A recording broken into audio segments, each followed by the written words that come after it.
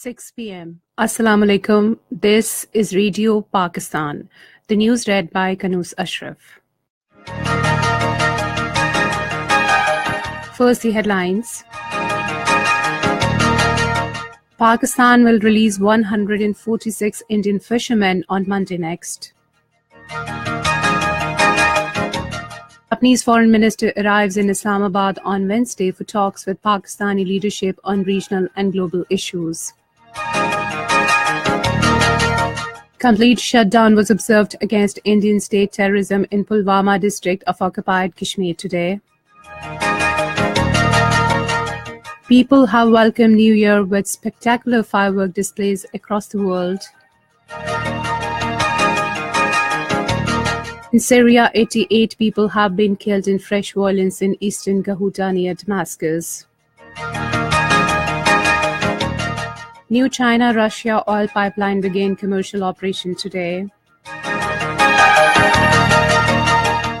And now the news in detail. Pakistan has handed over a list of 457 Indian prisoners, including 58 civilians and 399 fishermen, to the Indian High Commission in Islamabad. In a statement issued today, the Foreign Office said the step is in line with the provisions of the Consular Access Agreement between Pakistan and India, signed in May 2008.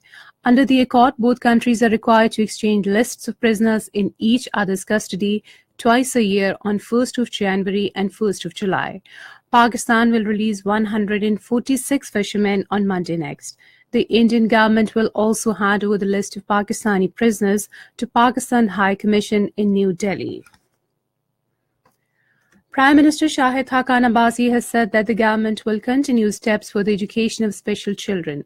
He was talking to the students of Rashidabad Education City of Tandwala Yar, who called on him in Islamabad today. The Prime Minister said that quality education is vital for country's development. He termed Rashidabad Education City as one of the great projects to serve the humanity. Rashidabad Education City has been established at Tandwala Yar in Sindh by the retired officers of Pakistan Air Force. Besides special children, poor students are also being facilitated at Rashidabad Education City. The visiting students expressed happiness over the meeting and discussion with the Prime Minister. Air Chief Marshal Sohail Aman was also present on the occasion. Japanese Foreign Minister Taro Kono will arrive in Islamabad on Wednesday on a two-day visit to Pakistan. During the visit, he will hold wide-ranging talks on bilateral issues with Foreign Minister Khwaja Mohammad Asif. Both sides will also exchange views on regional and global issues. The Japanese Foreign Minister will also meet Prime Minister Shahid Haqqan Abbasi. In a statement, the Foreign Office spokesperson said Pakistan and Japan have witnessed steady progress in political, economic, trade and other fields, and visit of Taro Kono will help further cement our bilateral ties. Advisor to Prime Minister on Finance, Miftah Ismail, has said that the government is taking several measures for expanding tax net. In an interview, he said the mobilization of domestic resources through reforms in taxation is essential to ensure sustainable tax collection. He said the government has also planned to simplify tax structure and slashing personal tax rates to encourage more people to file returns. Minister of State for Maritime Affairs Chaudhry Jafar Iqbal says PMLN is committed to continue its revolutionary policies to materialize the dream of fast-paced development of the country. In an interview with Radio Pakistan News and Current Affairs channel, he said the menace of terrorism has been reduced to the significant extent due to unparalleled sacrifices of armed forces and people. He said that year 2018 will prove to be positive and PMLN will again return to power on the basis of his unmatched services to the people. A three-member bench of the Supreme Court, headed by Chief Justice Saqib Nassar, today adjourned the hearing of case pertaining to Elections Act 2017 till 23rd of this month. During the course of proceedings, the Appellate Court issued notices to the Federation and other parties in the case. In his remarks, the Chief Justice stated that decisions will be taken in accordance with the law. This is Radio Pakistan. In occupied Kashmir, thousands of people participated in the funerals of martyred youth Fardeen Ahmed Khande and Manzoor Ahmed Baba in Taral and Durbkan areas of Pulwama district today. Khande and Manzoor were martyred during an attack on the training center of Indian paramilitary Central Reserve Police Force in Letpura area of Pulwama district. 5 CRPF personnel were killed and several others injured in the attack. Meanwhile, the killing of 3 Mujahideen triggered complete shutdown marked by forceful anti-India protests in Pulwama district. All shops and other businesses establishments were closed while traffic was off the roads. Many people were injured when the troops fired bullets and pellets on protesters in Durgam area of the district. A delegation of the Organization of Islamic Cooperation would pay a 3-day visit to the Rohingya refugee camps in Cox's Bazar in Bangladesh from Wednesday. The visit is aimed at ascertaining the human rights and humanitarian situation of the Rohingya Muslims in Myanmar.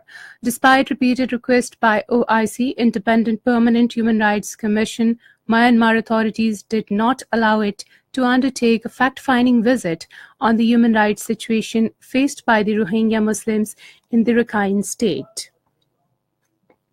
People have welcomed the New Year 2018 with spectacular fireworks displays across the world. In New Zealand, thousands turned out in the country's largest city, Auckland, for the annual New Year's Eve street party, marked by a major fireworks display from the Sky Tower.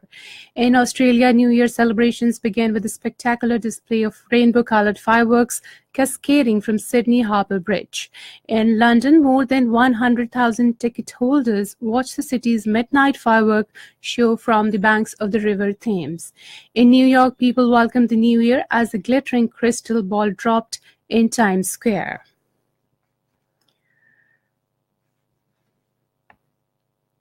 In Syria, at least 88 people, including government troops and insurgents, have been killed in fresh violence in eastern Ghouta near Damascus. According to Britain-based Syrian Observatory for Human Rights, the fighting was concentrated inside a military installation near the suburb of Harasta, where a government force has been trapped for a day. New line of China-Russian oil pipeline began commercial operation today, raising Beijing's annual imports of Moscow crude oil from 15 million to 30 million tons annually through pipeline. The construction on the 941.8-kilometer-long second pipeline began in August 2016. North Korea's leader Kim Jong-un says a nuclear launch button is always on his table and warned the US will never be able to start a war. In a televised New Year speech, he said the entire US is within range of North Korean nuclear weapons. He also offered an olive branch to South Korea, saying he is open to dialogue with Seoul. He said North Korea may send a team to the Winter Olympics in Seoul. In the United States, 10 people have been killed in a car crash in the southwestern coast of Mexico near tourist spot Acapulco. And finally, the weather report. Mainly cold and dry weather is expected in most parts of the country during the next 24 hours. However, foggy conditions are likely to prevail over few plain areas of Punjab and Upper Sindh during morning hours. To end the news, headlines once again. Pakistan will release 146 Indian fishermen on Monday next. Japanese Foreign Minister arrives in Islamabad on Wednesday for talks with Pakistani leadership on regional and global issues. Complete shutdown was observed against Indian state terrorism in Pulwama district of occupied Kashmir today. People have welcomed New Year with spectacular firework displays across the world. In Syria, 88 people have been killed in fresh violence in eastern Ghouta near Damascus. New China-Russia oil pipeline began commercial operation today.